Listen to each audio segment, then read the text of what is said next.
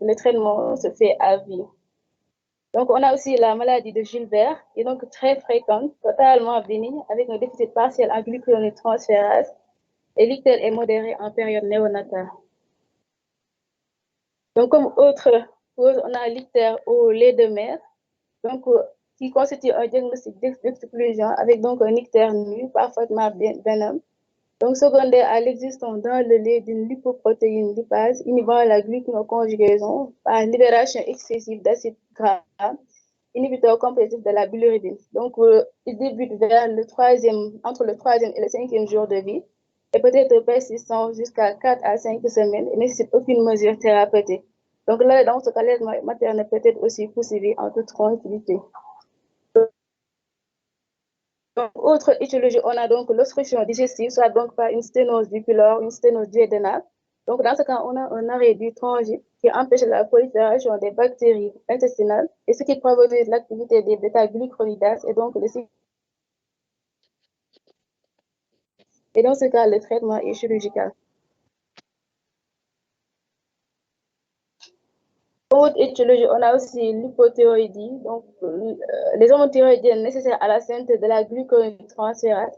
Il s'agit d'un tableau d'ictère prolongé. On va rechercher les autres signes d'hypothyroïdie et le traitement donc, se fait à base d'hormones thyroïdiennes. Donc, l'ictère par réception sanguine, donc, dans un contexte d'accouchement dystocique avec donc, des notions de traumatisme, avec donc l'existence de céphalématomes volumineux, d'hématomes étendus. Donc, comme autre étiologie, on a les prises médicamenteuses, à savoir donc avec la furosémide, la gentamicine, l'oxacilline, la caféine, la chloramphénicol, la rifampicine. Donc pour les ictères à bilirubine conjuguée, on a donc, c'est une urgence diagnostique. Le diagnostic doit être toujours précoce. On a donc à la clinique les urines qui sont foncées, les selles décolorées, associées donc à une hépatomégalie. Donc pour les examens complémentaires, on peut qui montre, donc, peut montrer des obstacles et donc doser le taux de proton B. Donc, pour les étiologies des ictères à bilirubine conjuguée, on a donc des causes extra-hépatiques et des causes intra-hépatiques.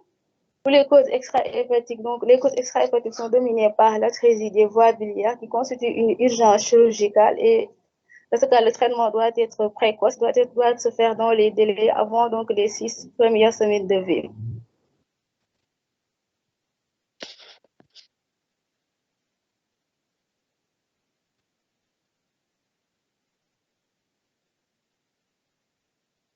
Donc, pour les autres causes d'ictère à bilirubine conjuguée, donc pour les causes intra-hépatiques, on a les causes infectieuses.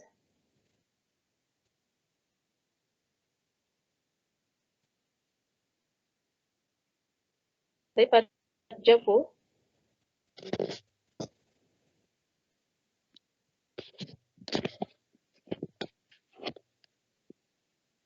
Non, avant, c'était diapo.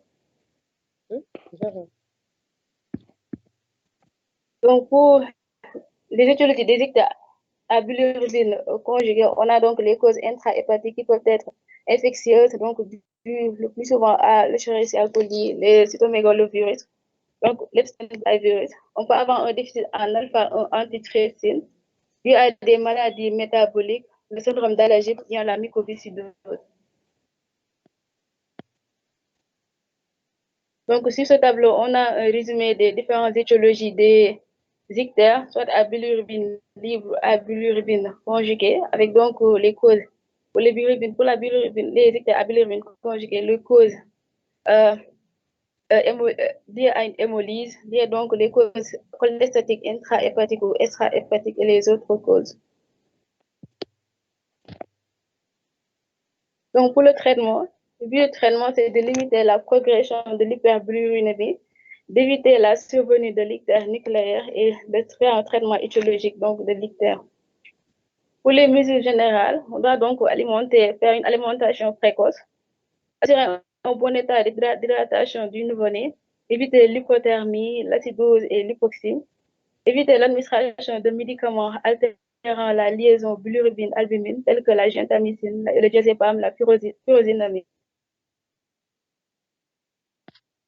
La furosémide, pardon.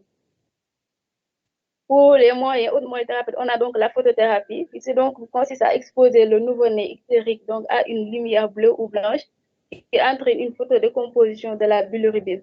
Donc, elle peut être conventionnelle ou intensive. Donc, comme effet secondaire, on a donc une augmentation de la température, mais aussi il faut protéger donc l'enfant avec donc, une protection au niveau oculaire, mais aussi au niveau des organes génitaux. Donc ici, on a quelques dispositifs de photothérapie.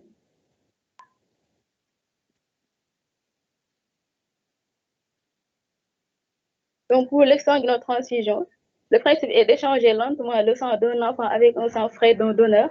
Donc il a un triple objectif, d'épurer le sang de la bilirubine en excès, éliminer donc du sang d'origine donc maternelle, des anticorps d'origine maternelle, corriger donc les désordres associés, mais aussi donc les modalités se fait par voie ombilicale en utilisant une seringue montée sur un robinet à deux voies, permettant d'assurer successivement la soustraction puis la réinjection de volume d'échange de 5 à 10 ml de sang frais, donc moins donc de 72 heures.